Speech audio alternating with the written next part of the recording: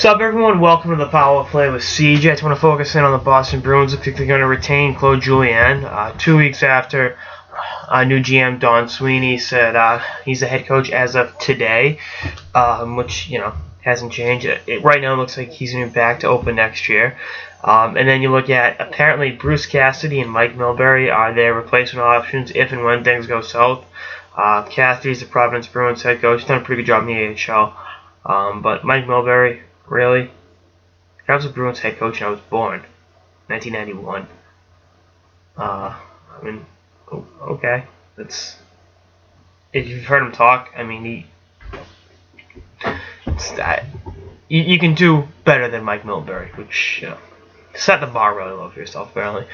But I just think you look at this situation and you say to yourself, they should have either fired him or given him the seal of approval once the season ended, had Neely make the call to do one of those two things, and then let Sweeney find a new head coach. I'm not saying you would have landed Mike Babcock or Danny Bilesman, but you would have had a head start, at getting a decent head coach. If you could have landed, maybe a Pete DeBoer would have been a decent fit. I don't know. I could sit around and spitball all day, but I don't like the way the situation went down at all. I just think it was like, I think this has been the problem with this Bruins team over the years, that they're too willing to stand pat, and there's not a lot of urgency. Not on the players on the ice, but within the organization. It was like last year at the trade deadline, 2014. They had the best team in the NHL. They had a shitload of assets. They could have gotten out and gotten a Matt Moulson, gotten in Andrew McDonald.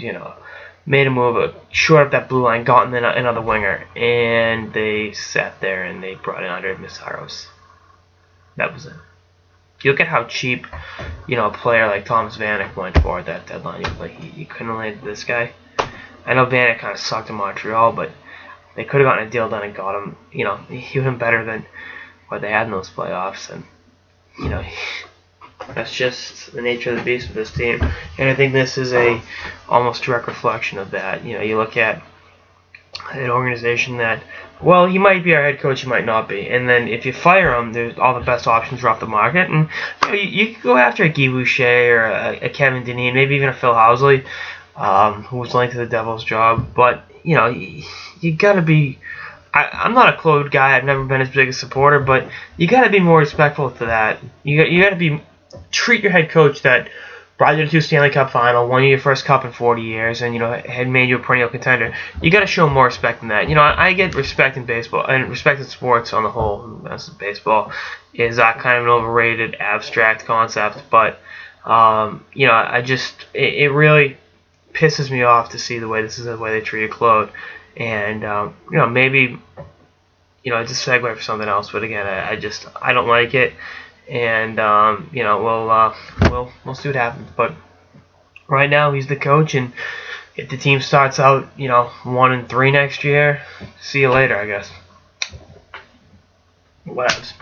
Anyway, that's like sort of the Power Play with CJ. Stay tuned for episodes about the final and beyond. Later, guys.